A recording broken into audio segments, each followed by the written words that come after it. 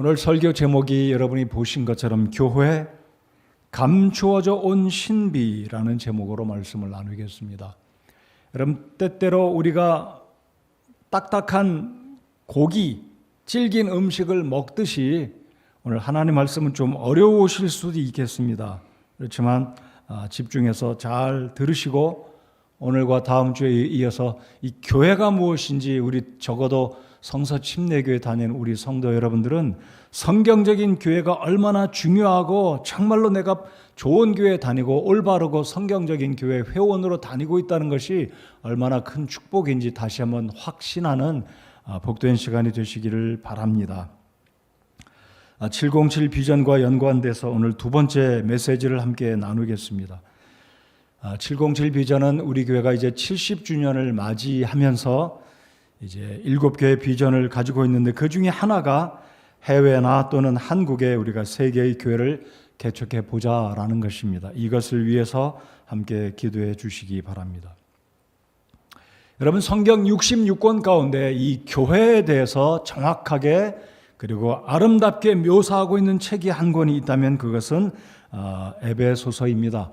앞으로 에베소서는 기회가 되면 수요일날 저녁에 에베소서 강해를 하려고 제가 생각하고 있습니다.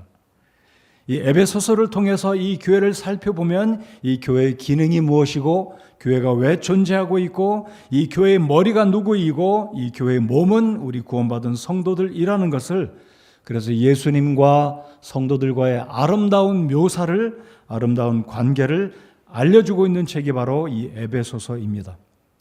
뿐만 아니라 오늘 여전히 21세기의 교단과 교파를 물어나고 이 예정의 교리, 선택과 작정, 정말 어려운 이야기입니다. 신학적으로 여전히 논쟁 가운데 있는 이 어려운 예정에 대한 이야기가 이 에베소서에 기록이 되어 있습니다. 기회가 되면 에베소서를 공부할 때 예정론에 대해서도 제가 언급해 드리기를 원하고 오늘은 시간 관계상 예정론에 대해서는 깊이 다루지는 않겠습니다. 자, 그래서 이 말씀드린 것처럼 이 에베소서에 보시면 하나님께서는 예정에 대해서 언급하셨는데 이 예정이란 말은 다른 말로 하면 작정이다. 하나님의 플랜, 하나님의 뜻과 계획이 예정으로 표현이 됐는데 이것이 사람들에게 굉장히 이제 논쟁의 요지로, 특별히 캘비니즘, 이 칼빈의 예정, 예지예정, 알미니안주의의 또 이런 논쟁적인 요소들은 상당히 어려운 문제이긴 하지만 이 예정이란 말은 극히 성경적이다. 예정이란 말은 우리 성서 침례교에서 잘 쓰지 않으니까 예정이란 말만 쓰면 당신 잘못됐다 이렇게 생각할지 모르시겠지만 예정이란 이 말 또는 작정이란 말, 선택이란 말은 정확한 성경적인 용어이고 하나님의 일하시는 방법이다라는 것을 이해하시면 큰 문제는 없을 것입니다. 1장 4절을 한번 보실까요? 에베소서 1장 4절. 곧 우리가 사랑 안에서 그 자신 앞에 거룩하고 흠이 없게 하시려고 세상의 창건 이전에 그분 안에서 우리를 택하셨으며, 택하셨다, 선택됐다는 것이죠. elected. 하나님이 우리를 선택해 주셨습니다. 근데 이 택함, 이 예정, 이 작정이라는 것은 켈빈이 말하는, 정확하게 말하면 그 장로교회가 말하는 이 선택, 예정론과는 다른 것입니다. 이것은 다음에 기회가 되면 말씀드리기로 하겠고요. 아무튼 이 에베소서 3장 9절, 오늘 읽은 본문 9절에 보면 이 3장에서 무려 5번이나 하나님께서 신비하다라는 단어를 이야기하십니다. 신비하다, 신비하다. 바로 교회는 신비한 것입니다. 교회는 놀라운 축복스러운 것입니다. 이 교회 속에 저와 여러분이 들어 있습니다. 여러분, 우리가 구원받았기 때문에 교회에 들어온 것이지 교회에 들어왔기 때문에 구원받지 않았다, 구원받은 것이다라는 이 구별을 정확하게 할 수 있는 여러분 되기 바랍니다. 다시 말씀드려 볼까요? 내가 구원받았기 때문에 교회 안에 있는 것이지 예배당 안에 왔고 교회에 왔기 때문에 내가 구원받은 하나님의 자녀가 됐다는 것은 굉장한 차이가 있는 것입니다. 여러분, 그렇게 믿으시죠? 이거 구분하셔야 됩니다. 내가 예배당 안에 왔고 교회당에 있기 때문에 내가 하나님의 자녀가 됐다는 것은 아닙니다. 그러나 예수님 믿고 내가 구원받았기 때문에 나는 예수님의 그분의 몸된 교회 안에 있는 교회의 멤버가 됐다. 이게 성경적이다. 이게 바로 우리 성서침례교회가 믿는 정확한 성경적인 교회론이자 교리다라고 믿습니다. 자, 그러면 먼저 이 교회에 대해서 오해할 수 있는 세 가지 요소를 먼저 말씀드려 보겠습니다. 교회가 아닌 것은 첫 번째, 물리적인 환경과 건물이 교회가 아닙니다. 그러면 환경은 교회가 아닙니다. 예배당 교회가 아닙니다. 그러니까 아무리 돈을 많이 들여서 예쁘게 좋게 화려하게 편하게 지은 시설일지라도 이 건물 자체가 교회가 아니라는 것입니다. 두 번째, 교회가 아닌 것이 무엇이라고요? 교회는 NGO 단체나 사회 구호단체가 교회가 아닙니다. 물론 교회가 사회에 불쌍한 이웃들, 가난한 이웃들, 어려움을 당한 사람들, 소외당한 사람들을 도와야 됩니다. 우리가 지난해에도 KBS 방송국에 1천만 원 불우한 이웃 돕기에 돈을 보냈더니 KBS 사장이 편지를 보내오셨더라고요. 교회는 구호를 해야 되지만 교회는 엄밀히 말씀드리면 구호단체나 NGO가 아닙니다. 세 번째, 교회가 아닌 것은 교회 가면 친목도 하고 사교도 하고 교제를 나눈다. 그래서 어떤 분들은 교회가 마치 친목단체, 사교단체다라고 생각하실지 모르지만 아닙니다. 교회는 친목이나 사교가 이루어지는 곳이기는 하지만 친목단체가 아닙니다. 교회는 예수님께서 자신의 몸을 버려서 생명을 버리셔서 피로 사신 주님의 몸이라는 것.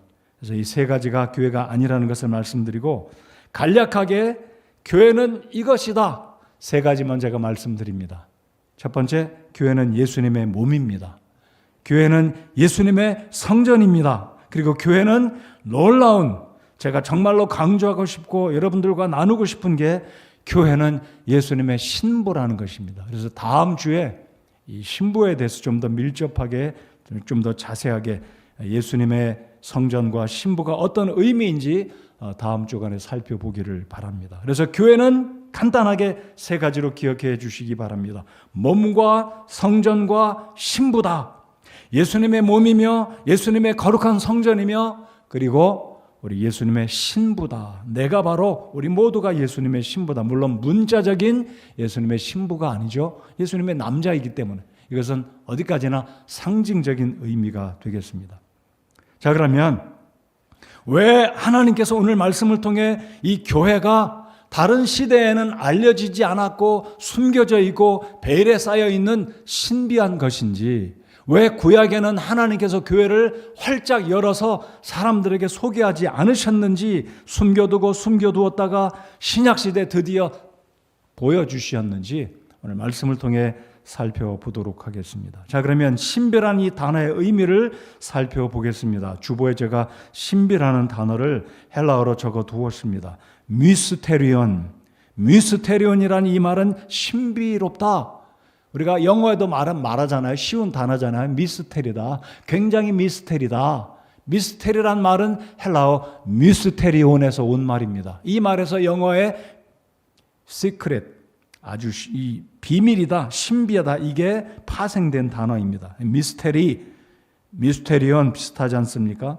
자, 그러면 이 미스테리온이란 말은 말 그대로 신비하다, 베일에 쌓여 있다, 비밀스럽다, 이 의미가 신비라는 겁니다. 자, 그러면 왜 하나님은 이 교회를 구약시대에는 신비롭게 꽁꽁 감싸두시고 알려주시지 않으셨을까요? 요즘 시대에 신부들이 결혼을 하면 면사포를 쓰지는 않잖아요. 근데 저희 어머님이나 우리 어르신들 예전에 결혼하실 때는 대부분 다 결혼식 때 우리 신부들은 얼굴을 가립니다. 면사포로 얼굴을 가려요.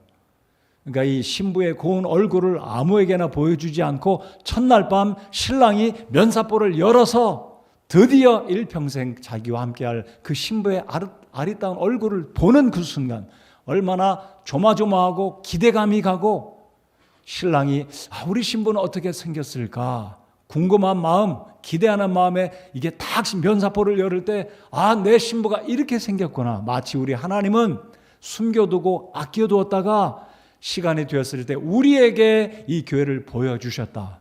그래서 교회는 신비한 것입니다.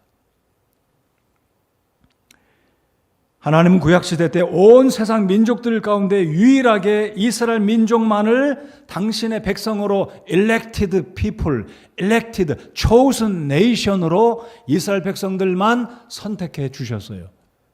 여러분 창세기 11장에 보시면 바벨탑을 쌓고 하나님을 도전하던 이 민족을 온 땅으로 흩어놓으셨습니다. 근데 창세기 11장, 12장까지도 아직은 온 세상 민족 가운데 하나님을 믿는 대표적인 민족과 국가와 나라는 없었습니다. 근데 드디어 12장에 가면 하나님은 한 사람을 선택하셨는데 그 한 사람이 아브라함이었고, 아브라함의 아들 이삭을 통해 야곱을 통해 드디어 12아들을 하나님이 주셨고, 이 12아들을 통해 12지파를 통해 이스라엘 민족을 만드셨습니다.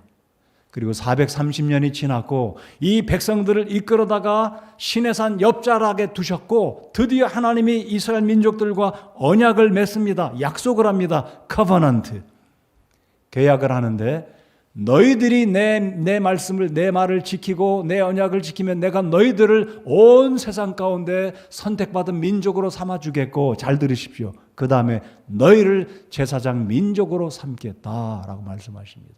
그때 드디어 온 세상 가운데 유일하게 딱 한 나라밖에 하나님을 정식적으로 믿는 백성과 나라는 없었습니다. 그게 바로 이스라엘, 이 유대 백성들, 히브리인들이잖아요. 그러니까 그 이스라엘 백성 이외에는 지구상에는 어떤 민족도 어떤 나라도 하나님을 경외하는 나라가 없었습니다. 전무했습니다. 자, 그렇다면 하나님은 구약시대 때 구약 성경에 교회가 있었습니까? 아까 말씀드렸듯이 교회는 없었습니다. 자, 그러면 하나님께서 이스라엘 백성들을, 여러분 출애굽기 19장을 열지 않으셔도 되고요, 출애굽기 19장 3절을 보면 왜 하나님께서 이스라엘 백성들을 당신의 백성으로 선택받은 민족으로 유일한 나라로 삼으셨는지 그 목적을 밝혀주십니다. 너희를 통해서 온 세상 사람들에게 하나님을 찬양하고 알려줌으로 그들로 하여금 유일하신 하나님, 살아계신 하나님, 창조주 하나님을 믿게 하려 합니다 라고 이야기하십니다. 자, 그런데 여러분, 이스라엘 민족이 잘 했나요? 그 하나님께 받은 그 임무, 그 과업, 그 사명을 감당했습니까? 아닙니다. 못했어요. 우상을 숭배합니다. 결국 북왕국도 남왕국도 멸망하고 아수르에 의해서, 바빌론에 의해서 멸망당하고 이스라엘은 온 세상에 흩어지고 말았습니다. 그게 세상 역사예요. 아니, 더 정확하게 말씀드려 볼까요? 1948년 5월 14일 이스라엘이 독립을 했고 나라를 세웠습니다. 지금 나라가 있잖아요. 정부가 있잖아요. 그러나 여전히 그들은 성전은 없습니다. 다음 주에 말씀드릴게요. 여전히 성전이 없다는 말은 영적으로 하나님 앞에 그들은 여전히 버림받은 상태, 잊혀진 상태, 징계받은 상태가 아직은 멈춰지지 않고 있다는 것입니다. 인간적으로 보면 나라가 있어요. 수상이 있습니다. 국민이 있고 영토가 있고 주권이 있습니다. 그러나 하나님은 여전히 그들을 정식적으로, 성경적으로 말씀드리면 회복이 되지 않은 상태. 그럼 언제 이스라엘이 회복이 됩니까? 성전이 지어져야. 바로 예수 그리스도가 이 땅에 오시기 직전에 예루살렘에 성전은 지어질 것입니다. 학자들에 의하면 성전을 짓기 위한 모든 준비가 다 완성이 됐다고 그래요. 마지막으로 다 준비가 됐다고 그래요. 자, 그러면 제가 말씀드리고자 하는 것은 구약시대 때 교회가 있었느냐라는 것입니다. 장로교에서는 구약에 교회가 있었다라고 이야기합니다. 근데 우리 근본주의 침례교에서는 아니다, 구약시대는 교회가 없었다. 오늘 에베소서 3장에 있는 말씀처럼 하나님께서 감추어 두셨습니다. 다른 세대에는 알려주시지 않으셨다라고 말씀합니다. 오늘 3장에 우리가 읽지 않았습니까? 구약에는 이스라엘 백성들이 하나님을 찬양하고 온 세상 민족들에게 소개하려고 했지만 실패하고 하나님께 징계받고 버림을 받았습니다. 자, 그런데 사도행전 7장 38절에 보면 광야에 있던 교회라는 단어가 언급됩니다. 스데반이 사도행전 7장에 이런 언급을 하기 때문에 장로교회 신학자들이나 목사님들은 봐라, 사도행전 7장에 광야에 있던 교회라고 하지 않았느냐. 이 광야에 있던 교회는 이스라엘 민족이 가나안 땅을 향해 가기까지 광야에서 이동하고 있던 그 그룹을 향해서 광야에 있던 교회다라고 이야기하기 때문에 신학자들에 따라 구약 시대에도 교회가 있었다라고 말합니다. 자, 그러니까 이 에클레시아, 이 교회란 이 말, 에클레시아란 말은 영어로 옮기면 assembly, 즉 회중이란 뜻인데 공동체의 의미입니다. 즉 교회, 에클레시아란 의미는 이 세상에서부터 부름을 받아 구별되어진, 하나님께 따로 구별되어진 그룹, 회중, 이것이 assembly, 이것이 에클레시아, 이것이 교회다라는 뜻입니다. 자, 그렇다면 이스라엘 백성들이 광야에 있던 회중, assembly, 에클레시아라는 의미는 맞을 수 있지만 과연 교회라는 측면에서 볼 때 구약시대에 있던 이스라엘 백성들이 과연 교회냐? 자, 그렇다면 이 교회의 의미, 신약적인 성경적인 원리에서 살펴볼 때 이스라엘 백성들이 가나안 땅을 향해 가고 있던 그 어셈블리가 과연 정식적인 신약이 말하는 에클레시아와 같은 것이냐라는 측면에서 살펴본다면 저는 그렇지 않다고 믿습니다. 자, 오늘 에베소서 1장에서부터 이제 저희들 3장까지 다 읽지는 못했지만 오늘 3장에서부터 읽은 본문의 말씀이나 에베소서 전체의 이 교회의 의미를 보면 이 교회가 왜 신약 시대에만 존재했었는지 이제 몇 가지 의미를 말씀드려 보기 원합니다. 여러분, 이 예수님은 말씀하시기를 이 교회는 나의 몸이다라고 말씀하셨습니다. 또한 예수님은 교회의 머리가 된다고 말씀하셨습니다. 그래서 이 머리와 몸이라는 것은 유기적인 관계, 생명의 관계이기 때문에 신약 성경에 있어서 비로소 예수님이 이 땅에 사람의 몸을 입고 오셨기 때문에 예수님이 이 땅에 오시기 전까지는 예수님께서 교회의 머리가 되실 수도 없고 교회의 몸이 존재할 수가 없기 때문에 구약에는 교회가 없었다라고 우리가 볼 수 있다는 것이죠. 두 번째로는 예수님은 교회를 가리켜서 말씀하시기를 내 신부다라고 말씀하십니다. 신부.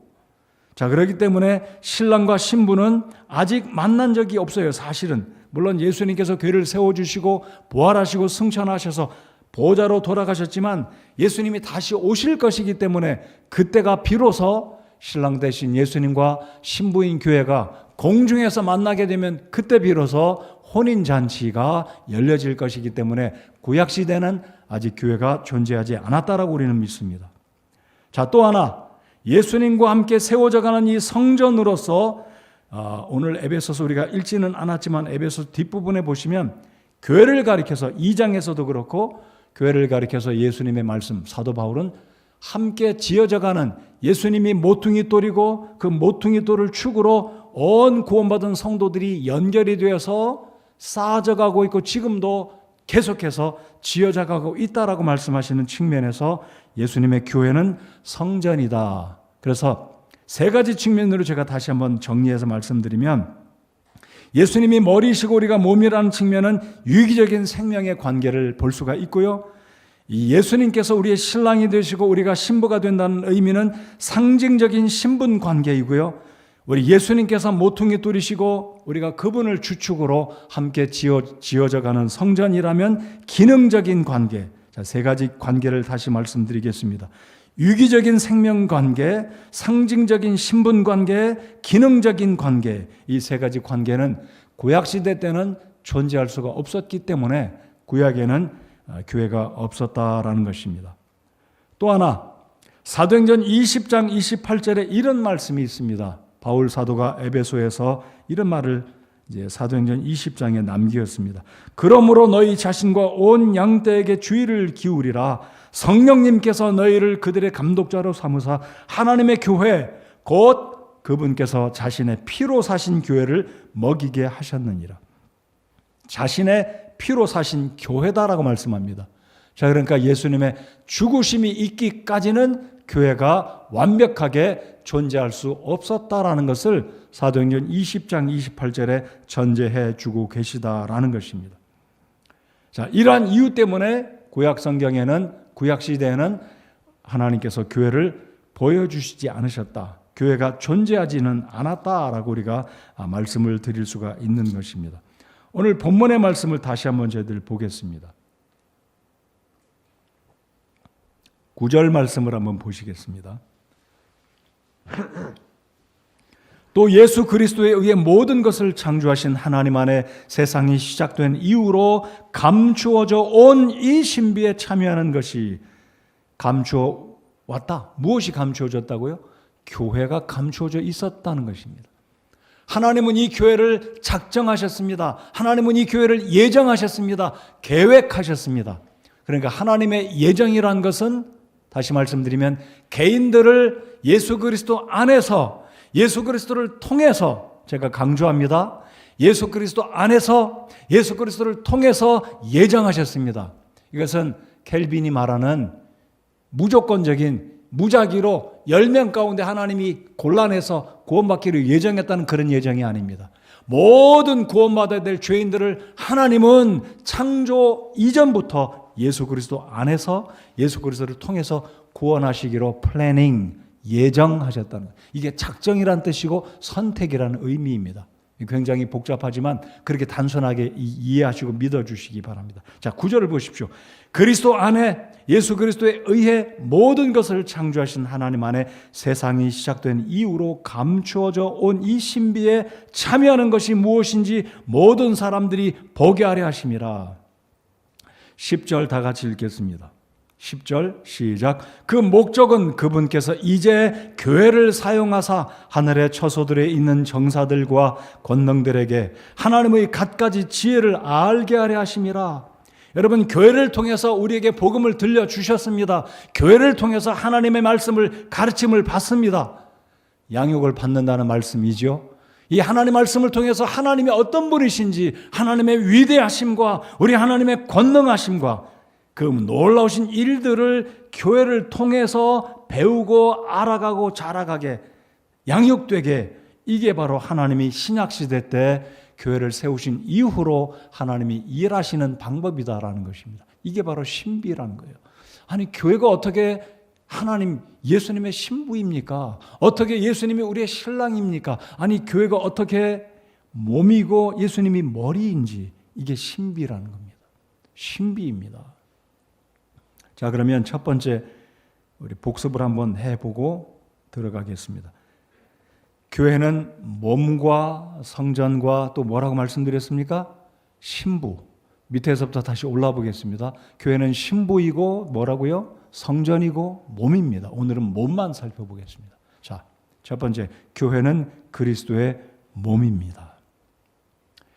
여러분, 우리 모두는 예수님의 몸이라는 걸 믿으셔야 됩니다. 제가 다시 한번 강조합니다. 예배당에 들어와 앉아 있다고 해서 예수님의 몸이 되는 게 아니에요. 여러분, 교회 오실 때 방문자 카드 써내신다고 하나님의 아들, 딸이 되는 게 결코 아닙니다. 예수님의 보혈로 정확하게 성경적인 말씀을 드리면 예수님의 핏부림을 입은 자들만이 하나님의 자녀가 됨을 믿으시면 아멘 하시기 바랍니다. 내가 죄 용서 받아야 거듭나야 하나님의 아들, 딸이 되고 예수님의 몸이 되는 겁니다. 이 몸이 된다는 것은 놀라운 축복이고 정말 기가 막힌 축복이자 특권이라는 사실을 믿으시기 바랍니다. 여러분, 부부는 한 몸이에요. 한 몸입니다. 그런데 예수님과 내가 같은 몸이다 이거예요. 이게 신비라는 겁니다. 아니, 예수님이 어떻게 나와 같은 몸이 될 수 있는지, 물론 문자적인 건 아니에요. 예수님은 교회의 머리다라고 말씀하시고 모든 구원받은 개교회, 지방적 독립교회들에 속한 그 회원들 한 사람 한 사람이 예수님의 몸이라는 거예요. 이게 특권이고 축복이고 신비입니다. 이 미스테리한 거예요. 여러분, 예수님은 처음부터 몸으로 계시지 않았어요. 예수님은 두 개의 몸이 있으십니다.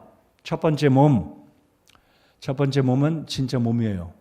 예수님 지금 몸을 갖고 계십니다. 근데 예수님은 처음부터 몸이 없으신 분이었어요. 여러분, 요한복음 1장 1절에 보면 처음에 말씀이 계시니라, 그 말씀이 하나님과 함께 계셨는데 그 말씀이 하나님이시니라 그랬습니다. 여러분, 태초에 아주 오래전에 천지 만물을 하나님이 창조하시기 이전에 우리 예수님은 말씀으로 계셨습니다. 그 말씀이 로고스예요.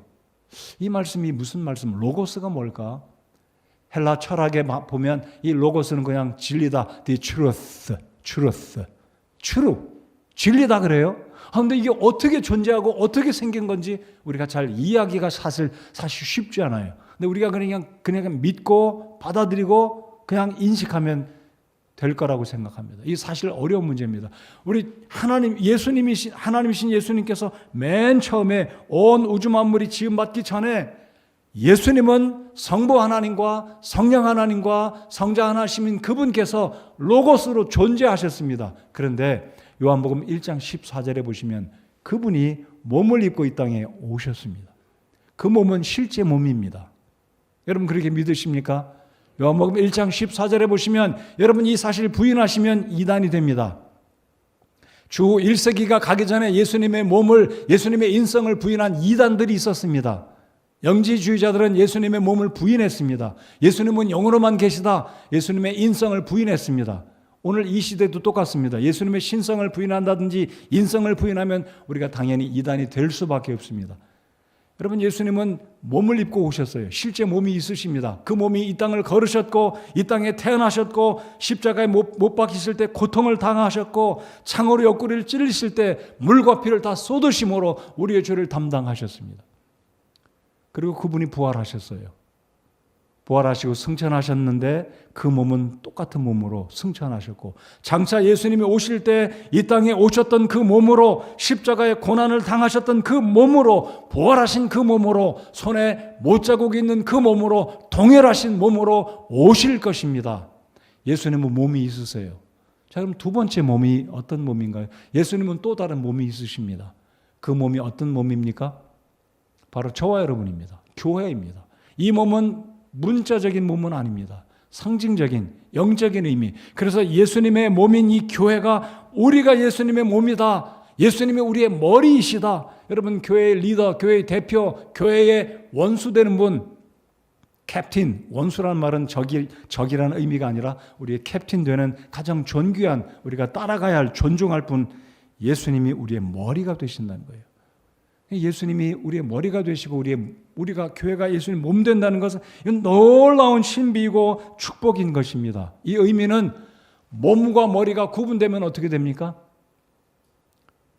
뭐 이렇게 골똘하게 생각해서 죽음입니다.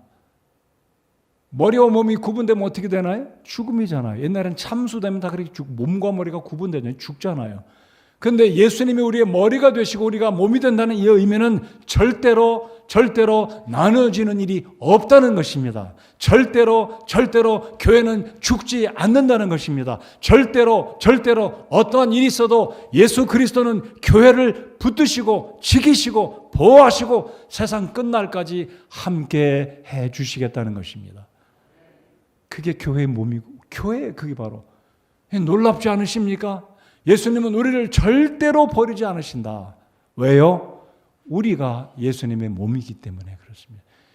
여러분 쉽게 생각해 보세요. 누가 예수님 이길 수 있겠습니까? 누가 예수님을 혼낼 수 있겠습니까? 누가 예수님을 물리칠 수 있겠느냐는 거예요. 예수님 우리의 머리가 되십니다. 할렐루야. 우리가 예수님의 몸입니다. 그러므로 교회는 예수님의 몸이라는 것은요 굉장한 축복이고 특권이고 상상할 수 없는 신비스러운 거예요. 아니 어떻게 교회가 예수님의 몸일 수 있을까요? 문자적으로는 그렇지 않지만 하나님이 그렇게 해주셨으면 우리 그렇게 믿어야 됩니다. 아멘. 자 그렇다면 몸과 몸은 어떻습니까? 그럼 몸과 몸을 보세요. 우리가 손톱 하나 다쳐도 얼마나 아픕니까? 새끼발가락 하나 다쳐도 얼마나 아픕니까? 이 몸과 몸은 연결이 되어 있어요. 그래서 세상적인 기관, 오거니제이션은 세상에 많이 있지만 오직 유일한 두 가지 하나님이 만들어주신 생명적인 유기체, 오거니즘은 두 개밖에 없어요. 가정과 교회입니다. 이게 신비스러운 거예요. 교회가 생명적 유기체입니다. 우리 예수님과 우리는 연결이 되어 있습니다. 몸과 몸이 연결되어 있습니다. 그래서 우리는 형제라고 부르고 지체라고 부르고 자매라고 부르는 것입니다. 그러므로 우리가 기억해야 될 것은 머리와 몸인 우리 예수님과 우리 교회가 유기체가 되어서 일괄적으로 일사불란하게 질서 있게 하나님의 말씀 안에서 그분의 권위 아래서 순종하고 같은 방향으로 나아가고 예수님이 오시는 그날까지 하나의 사명 아래서 주님께서 교회에 주신 사명을 붙들고 나가야 하는 머리에 순종하는 이 몸. 여러분 우리 머리에 불순종하는 사람이 있어요? 정신병자입니다. 어떤 바이올로지컬 문제가 일어나면 몸이 잘 움직이지 않고 뇌사가 오면 죽잖아요. 대부분의 정상적인 사람은 뇌에서 명령하면 다 따라갑니다. 눕고 싶고 밥 먹고 싶고 쉬고 싶고 말하고 싶고 스피치하고 주장하고 양보하고 다 뇌에서 우리를 인도합니다. 이게 바로 놀라운 신비라는 겁니다. 예수님께서 우리를 인도하실 때 순종하면 우리 하나님이 기뻐하시고 복된 길로 인도해 가실 것입니다. 머리를 따라가면 우리가 행복하고 우리의 의미를 발견하고 많은 복을 누리게 될 것입니다. 이게 바로 교회가 해야 될 일이라는 것입니다. 여러분, 우리의 머리는 예수 그리스도이십니다. 그래서 주님을 따라가야 합니다. 이 모습을, 유기적인 생명체의 모습을 가장 잘 아름답게 정확하게 표현한 그림이 하나 있다면 무엇일까요? 바로 아담과 하와의 모습에서 발견합니다. 여러분, 우리 하나님께서 아담이 독초하는 것을 보고 아담을 행복하게 기쁘게 만들어 주시려고 아담을 잠재우고 그 속에서 갈비 하나를 빼내서 그의 부인을 만들어 주셨습니다.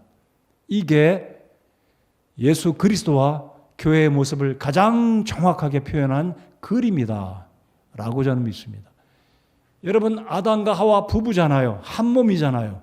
여러분, 예수님이 우리의 머리가 되심을 믿으십니까? 한 몸입니다. 그런데 하나님께서 아담을 만드신 이후에 그의 배필을 위해서 지으실 때 다른 것으로 만드시지 않으시고 아담의 갈비뼈 하나를 뽑아서 만들어 주셨다는 것은 너희들은 한 몸이다. 자, 그런데 바울 사도는 에베소서 5장에서 이렇게 말씀합니다. 아내들아, 너희 남편에게 복종하기를 주께 하듯 하라. 이는 남편이 아내의 머리 됨이 그리스도께서 교회의 머리 되심과 같기 때문이라. 그분은 그 몸의 구원자시니라. 그러므로 교회가 그리스도께 복종하듯 아내들도 모든 일에서 자기 남편에게 복종할지니라. 남편들아, 너희 아내 사랑하기를 그리스도께서 교회를 사랑하사 교회를 위하여 자신을 주신 것 같이 하라. 여러분, 아담과 하와는, 아담은 머리라면 하와는 갈비뼈입니다. 근데 발뒤꿈치에서 뽑아서 만든 게 아니라 무시하고 짓밟지 말고 품어주라. 이게 아름다운 픽처, 아름다운 모습이에요. 그리스도가 우리의 머리가 되시지만 그리스도는 우리를 위해서 생명을 버리셨습니다. 희생하셨습니다. 그토록 우리를 사랑하셨습니다. 신비죠.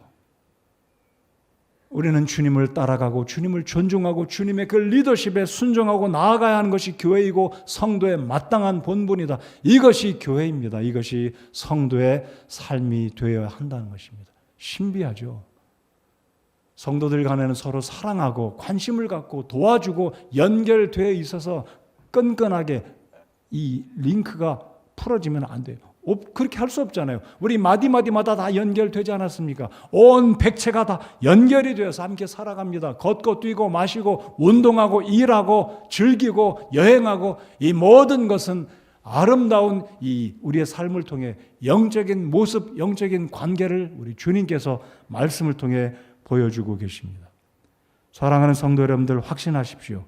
이 세상에 혼란하고 어려운 일들이 많지만 절대로 예수 그리스도는 당신의 교회를 유기하지 않으실 것입니다. 절대로 우리 하나님은 구원받은 하나님의 백성들을 버리지 않으시고 보호하시고 지키시고 끝까지 함께 하실 것입니다. 부부가 함께 하는 것처럼, 부부가 죽음이 오기 전까지는 함께 하는 것처럼, 아담과 하와가 함께 했던 것처럼 오늘 에베소서 5장 끝부분에 그리스도께서 교회를 사랑하사 교회를 위하여 자신을 주신 것 같이 하라. 그래서 남편은 아내를 사랑하고 아내는 남편에게 복종하고 순종해야 합니다. 이게 성경적인 원리, 변해서는 안 되는 원리. 교회의 머리 되신 우리 주님, 그리고 교회의 몸이 되신 우리 모든 성도 여러분, 우리가 그렇게 살아가야 한다는 것입니다. 여쭙겠습니다. 여러분, 교회의 몸이 된 것 믿고 감사하십니까? 내가 예수님께 붙어있다. 이게 얼마나 큰 축복인지, 나는 절대로 예수님으로부터 떨어질 수 없다는 이 사실 생각하면 감사하십니까? 내가 예수님의 몸이 됐다. 아마 여러분 중에 어떤 분은 심장일 수 있겠고 발이 될 수 있고 손이 될 수 있고 어디 이렇게 다른 부분이 될 수 있겠지만 아무튼 중요한 것은 내가 머리 되신 예수님께 붙어 있어서 절대로 떨어지지 아니하고 예수님의 인도하심과 예수님의 보호하심과 예수님의 능력에 모든 나의 일생이 달려있다, 함께한다. 이 사실은 정말 신비로운 것이자 축복이고 특권이고 우리가 감당할 수 없는 놀라운 축복을 하나님께서 우리에게 허락해 주셨다는 것입니다. 여러분, 요한복음 14장 11절에 이렇게 예수님 말씀하십니다. 내가 아버지 안에 있고 아버지께서 내 안에 계셨다. 내 말을 계신다는 내 말을 믿으라. 그렇게 못하겠거든 바로 그 일들로 인하여 나를 믿어라. 우리 예수님은 아버지 하나님 즉 성부 하나님과 자신을 동일시하셨습니다. 내가 아버지 안에 있고 아버지가 내 안에 있다. 너희들이 만약에 그 사실을 못 믿는다면 내가 행하는 일을 보고 믿어라. 예수님이 무슨 일을 행하셨습니까? 죽은 사람을 살리셨습니다. 바다를 걸으셨습니다. 오병이어 물고기 2마리와 떡 5개로 5,000명 이상 1만 명 이상을 먹이시는 놀라운 기적을 행하셨습니다. 거친 바다를 잔잔케 하셨습니다. 물을 포도주로 바꾸셨습니다. 내가 하는 일을 보고 내가 하나님인 줄 믿어라. 여러분, 예수 그리스도께서 하나님이신 줄 믿으십니까? 더 중요한 질문, 예수 그리스도께서 여러분의 구주가 되심을 믿으십니까? 믿지 않으신다면 여러분의 몸은 예배당에 와 앉아 계실지 모르겠지만 여러분은 절대로 예수님과 조금도 0.1mm도 연결된 부분이 없는, 예수님과 단절된, 다시 장차 예수 그리스도가 오신다면 내가 너를 도무지 알지 못하노라, 우리의 죄를 심판하시고 결국은 불호수에 던지실 것입니다. 끔찍한 그 시간이 오기 전에 속히 예수 그리스도를 나의 주님으로 믿고 예수님과 나와 연결된 이 놀라운 특권, 이 축복, 어느 시대 때도 하나님이 알려주시지 않았던, 베일에 쌓아두었던, 신비 속에 감추어두었던 이 시대, 오늘 이 시대, 내가 살고 있는 2022년 2월 13일 오늘 이 시간에 예수 그리스도를 나의 주님으로 믿으면 내가 예수님과 연결되어서 영생을 얻고 이 놀라운 인생의 축복을, 주님과 동행하는 머리 되신 예수님이 나를 지키시고 나를 인도해 주시는 놀라운 복을 하나님이 허락해 주신다는 것입니다.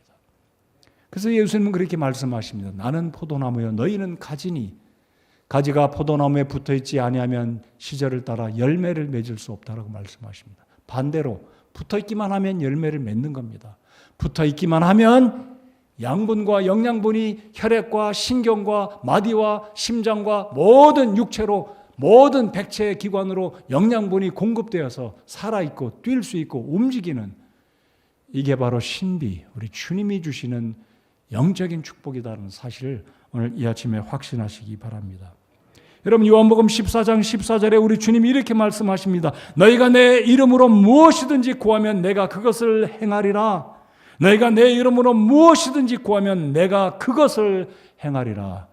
이것은 몸과 머리에 붙어있는 하나님의 백성들에게만 허락되어진 축복입니다.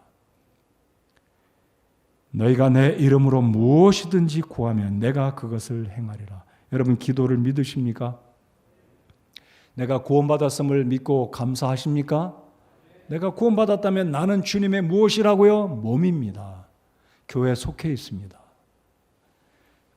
여러분, 많은 사람이 교회를 다니고 있지만 교회에 다니고 있는 모두가 그리스도의 신부나 그의 몸이 된 것은 아닙니다. 오직 믿음으로 예수 그리스도를 자신의 개인의 구주로 믿고 거듭난 사람들만이 진정한 성도, 진정한 세인트, 진정한 성도가 된 것입니다. 다시 한번 이 아침에 여러분에게 묻겠습니다. 여러분, 예수님과 연결된, 예수님이 여러분의 머리이시고 여러분은 예수님의 몸이 되셨음을 믿고 확신하며 감사하십니까? 그렇지 않다면 오늘 이 아침에 하나님 앞에 죄인됨을 인정하시고 여러분의 죄를 하나님께 회개하시면 하나님이 꾸짖지 않으시고 책망치 않으시고 너 왜 이제 왔냐라고 주님이 책망치 않으시고 두 팔 벌려 여러분을 맞이해 주시고 모든 죄 용서하시고 너 참 잘했다라고 주님이 기뻐하시며 예수 그리스도를 여러분이 주로 인정하신다면 구원해 주시고 예수님이 여러분의 머리가 되시고 여러분의 캡틴이 되어 주셔서 여러분의 일생의 모든 것들을 인도하시고 지키시고 우리를 복된 길로 인도해 가실 것입니다. 오늘 말씀의 결론입니다. 교회는 예수님의 몸이며 성전이며 예수님의 놀라운 브라이드, 놀라운 신부, 감당할 수 없는 이 신부, 신랑과 신부의 이 관계를 우리 주님께서 맞이해 주시리라고 믿습니다. 생명적 유기체인 이 교회는 지속적으로 다른 생명을 낳아야 합니다. 여러분, 생명이 있으면 당연히 생명을 낳아야 됩니다.